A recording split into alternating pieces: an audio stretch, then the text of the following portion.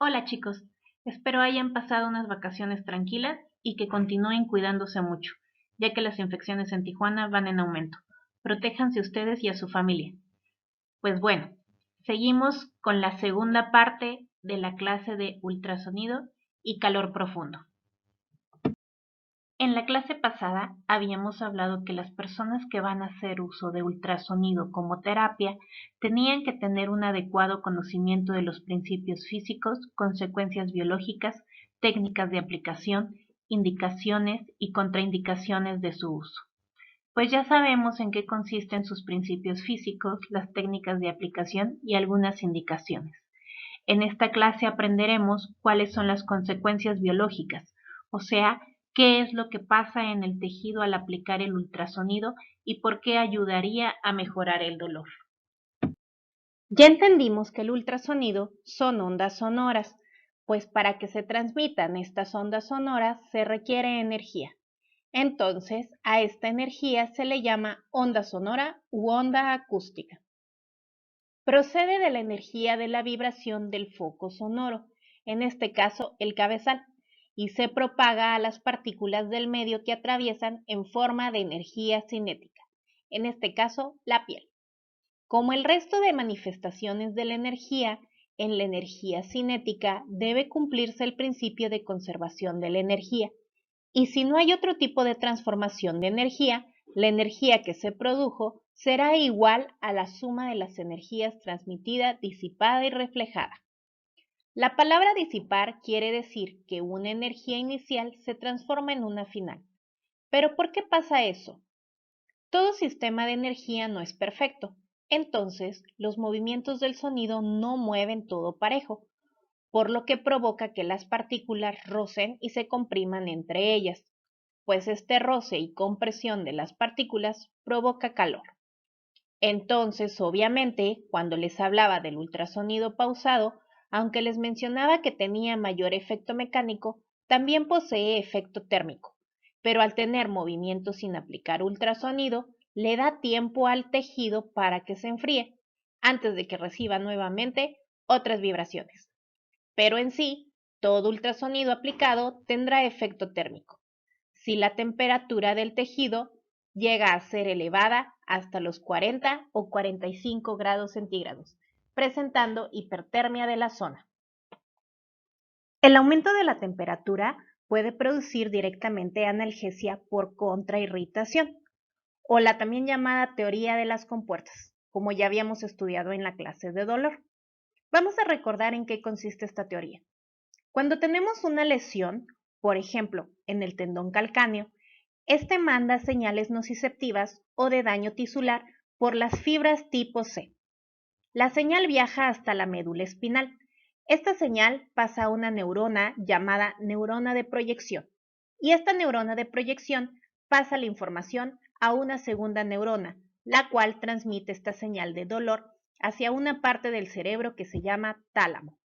Del tálamo sale una tercera neurona que pasa esa señal del dolor a la corteza y es ahí donde uno es consciente que tiene dolor.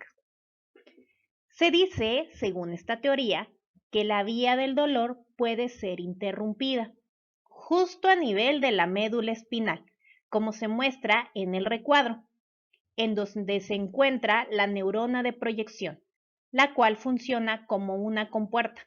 Esto pasa cuando otro tipo de estímulo no doloroso, como sería el caso del dolor que produce el ultrasonido, hace que esta sensación de calor viaje en forma de estímulo eléctrico a través de las fibras A delta, las cuales, además de conducir el dolor agudo, también conducirán la sensación de calor. Una vez que este estímulo de la sensación de calor llega a la médula espinal, pasa a la neurona de proyección, pero también el mismo estímulo pasa a una neurona llamada interneurona. Esta interneurona desactiva la neurona de proyección del dolor y no permite que llegue el estímulo de dolor al sistema nervioso central. De esta forma, como no hay estímulo que llegue, pues no se producirá la sensación de dolor.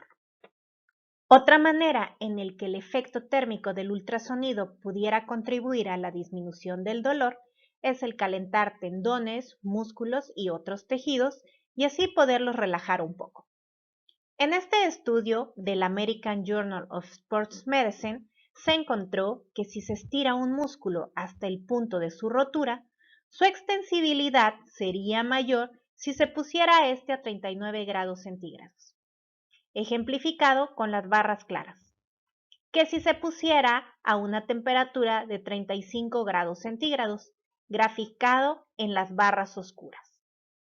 Se cree que esto es debido a que el aumento de la temperatura disminuye la viscosidad del sarcoplasma, mejorando la contractilidad y la capacidad de elongación del músculo. Y ustedes ya lo pusieron a prueba experimentando con las prácticas de calor para realizar ejercicios de flexoelasticidad.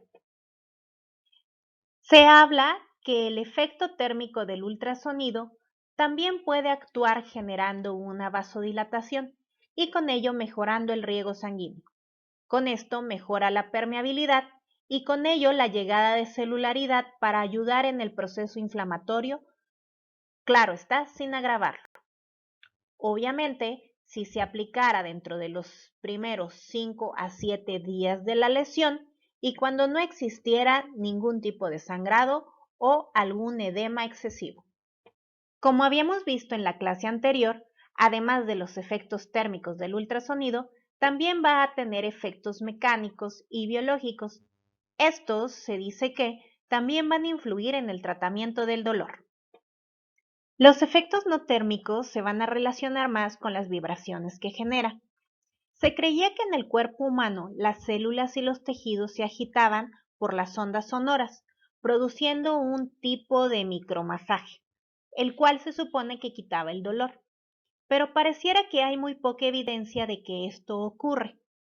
Es más, ni siquiera encontré una imagen que muestre el micromasaje. Entonces, a falta de imagen, les puse mejor el masaje de un gato, que al fin y al cabo, pues está más bonito. Los efectos no térmicos que más se enuncian son por la transmisión de las ondas sonoras y por la cavitación. La transmisión de las ondas sonoras habla de que ésta forma un remolino de fluidos. Se cree que este fenómeno afecta las tasas de difusión y la permeabilidad de la membrana. El otro efecto no térmico es la cavitación. La forma más sencilla de explicar esta es que las ondas de ultrasonido forman burbujas de aire en los fluidos y los tejidos del cuerpo. Y la cavitación acústica actúa para mejorar los fenómenos de transmisión de ondas sonoras, las que vimos en la diapositiva pasada. Y como tal, este fenómeno pareciera beneficioso. El resultado de los efectos combinados de la cavitación estable y la transmisión acústica es que la membrana celular se excite, aumentando así los niveles de actividad de toda la célula. Y es esta actividad celular la responsable de los beneficios terapéuticos de la modalidad de ultrasonido. La gran idea es, esto los va a dejar boquiabiertos. La idea es que las células y los tejidos responden muy bien a ser sacudidos. En teoría, el ultrasonido funciona haciendo que los tejidos vuelvan a ser saludables. Pero, ¿qué hace exactamente la vibración en estos tejidos? ¿Alguien realmente lo entiende? Pues la verdad no. Desde el 2001, la revista de Fisioterapia publicó una revisión de los efectos biológicos del ultrasonido. Ya hace más de 15 años, los autores de Baker, Robertson y Duck, explicaron que ya habían pasado al menos 2 décadas desde que señaló por primera vez que los fisioterapeutas tendían a pasar por alto la base científica para el uso del ultrasonido y lo seguían utilizando sin saber bien qué era lo que éste hacía. ¿Y qué creen? La situación no ha mejorado en estos otros 20 años. Y entonces, ¿cómo podemos saber si realmente funciona o no funciona la terapia con ultrasonido? Aquí les pongo un pequeño resumen de las conclusiones de diversos estudios sobre el tratamiento con este. En 1999 se realiza un estudio el cual no apoya la existencia de efectos terapéuticos en problemas musculoesqueléticos. En el 2001, otro estudio dice que hay una pequeña evidencia sobre el beneficio del ultrasonido en el tratamiento del dolor. Otro estudio del 2001 dice que la evidencia biofísica es insuficiente para justificar el uso del ultrasonido como terapia. En el 2006 se realiza un estudio en codo de tenista en el cual encuentran muy poco o nulo beneficio en el uso del ultrasonido. Otro estudio del 2007 también evidencia poco convincente sobre el uso en codo de tenista, además de una evidencia limitada en tendinopatía del manguito rotador. En el 2010 se hace un estudio con solamente 10 personas, pero aún así no hay evidencia sobre el uso del ultrasonido en problema de miembros pélvicos. Y en el 2011 se encuentra que el potencial del efecto curativo del ultrasonido es muy bajo en un esguince de tobillo. Y así, por más estudios que busquen, es muy difícil encontrar alguno que aliente su uso como única terapia. Y bueno, es cierto que para explicar cómo ayuda a mejorar el dolor el ultrasonido con la teoría de las compuertas, pues suena más científico. Pero la verdad es que no estamos curando nada, solo estamos desviando la atención del dolor. Pero también les había mencionado que quitar el dolor está bien, es algo muy bueno. Y si recuerdan, también funcionó con el frío, y funcionó con el calor, y también funcionó con los contrastes. Entonces, ¿cuál es la conclusión de esto? Pues si no tienen ultrasonido para poner terapia, está bien, no se va a perder de mucho su paciente. Si lo tienen, pues utilícenlo, solo que háganlo adecuadamente. De algo le va a servir. Además, el paciente se siente apapachado cuando le ponen aparatos raros. Lo que sí tienen que entender es que no se vale que en su terapia solo le pongan su ultrasonido y lo despachen a su casa. No se vale, y menos porque su mero mole de ustedes es el ejercicio.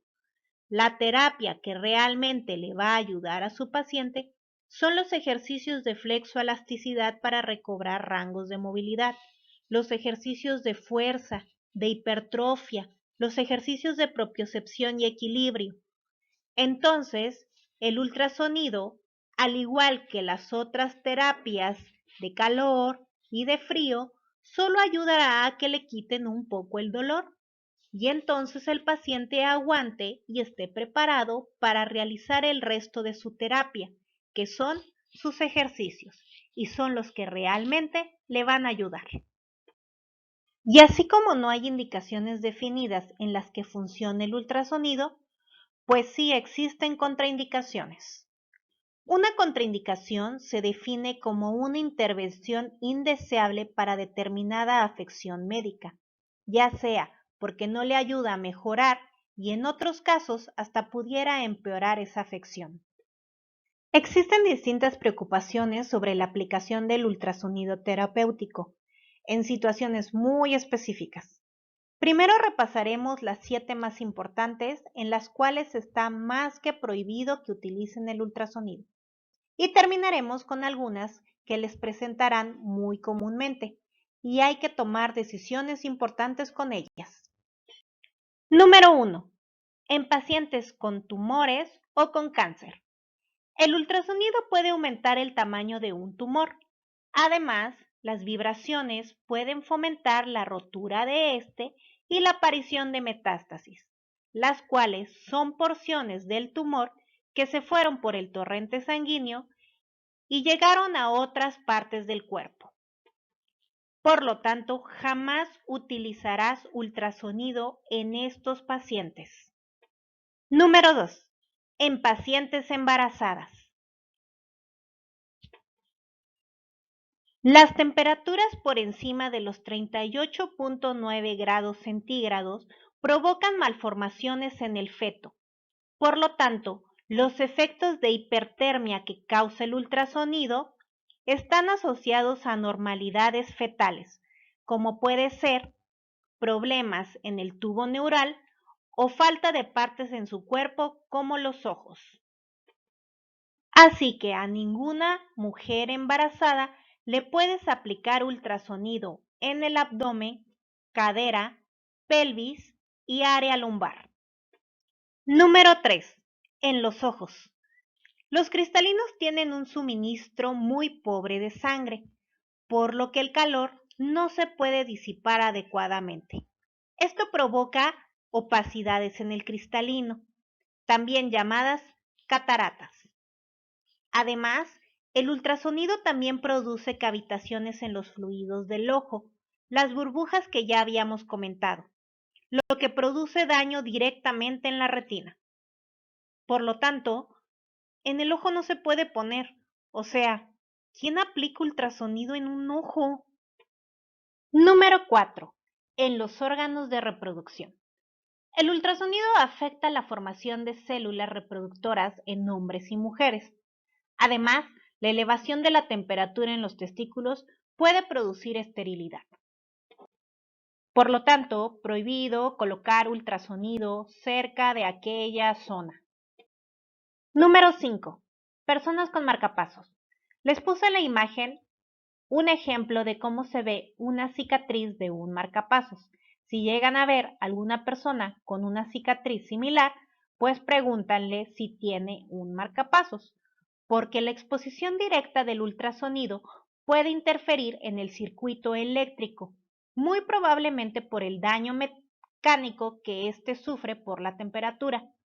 Esto puede ocasionar que deje de funcionar, y si un marcapasos deja de funcionar, obviamente la persona pues se puede morir. Número 6. En niños. En niños definitivamente no. Se ha visto que en intensidades mayores de 3 watts por centímetro cuadrado por más de 3 minutos provoca daño en las epífisis, con su consecuente retardo en el crecimiento. Por lo tanto, si no saben a qué edades esas placas de crecimiento ya terminaron de hacerlo, pues mejor eviten ponerlo en todos los niños. Número 7.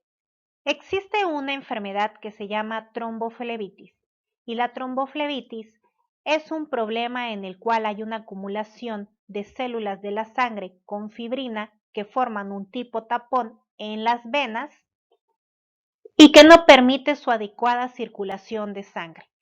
Esta la van a escuchar en personas que tienen venas varicosas visibles o que les dicen que tienen problemas en la circulación. Pues las vibraciones del ultrasonido pueden causar una rotura parcial del trombo que se forma y hacer que éste viaje hacia órganos vitales, causando su obstrucción y por lo tanto infarto del cerebro, del corazón o un tromboembolismo pulmonar, el cual puede ser mortal. Por lo tanto, no se puede aplicar ultrasonido cerca ni en las zonas de venas ni arterias de estos pacientes. Si tienen pacientes posoperados de rotura de tendón o ligamento, la aplicación temprana del ultrasonido pudiera causar la rotura parcial de estos que han sido recién operados. Por lo tanto, no está indicada la utilización de ultrasonido terapéutico en las primeras semanas de postoperación. Muy probablemente vayan a haber personas que les tuvieron que colocar placas, tornillos, implantes metálicos o no metálicos.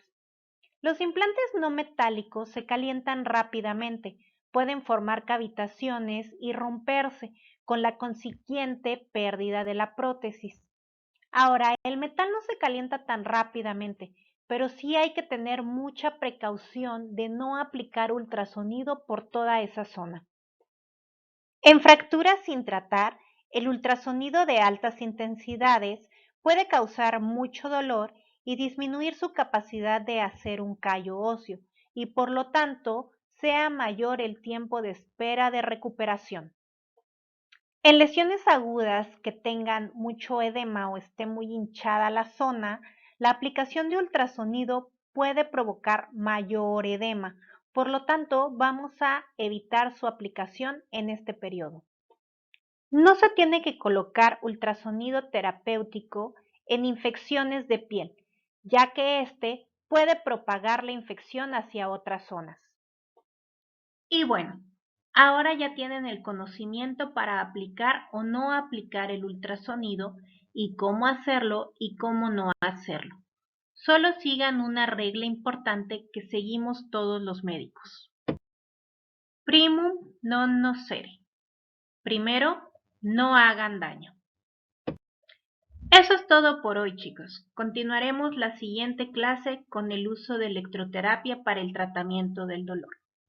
Hasta pronto.